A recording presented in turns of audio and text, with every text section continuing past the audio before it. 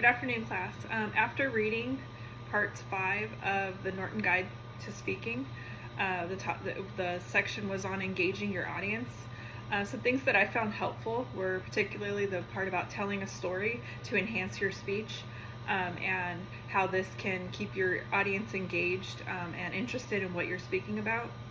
And then the strategies for telling that story, such as keeping your story simple and not confusing your audience when you're telling your story, limiting characters unless you're like a very well-versed speaker.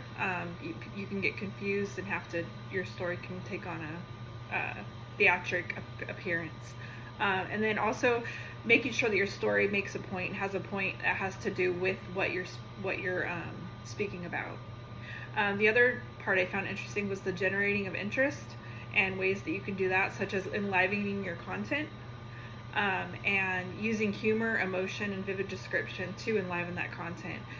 Knowing when to use humor and when not to, and that it may offend someone on certain topics.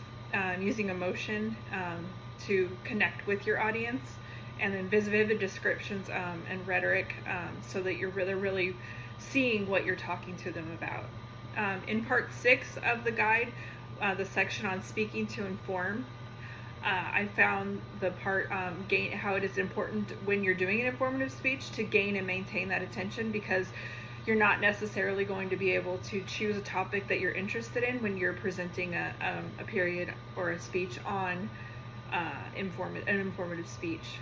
Being in the Marine Corps, I've had to give many informative speeches, things that I wasn't particularly interested in, but I still had to give that speech or that period of instruction to the group. And ways that you can get them engaged is giving that value step, letting them know why they should be listening and why this is important, and so they can have some buy-in in what you're presenting.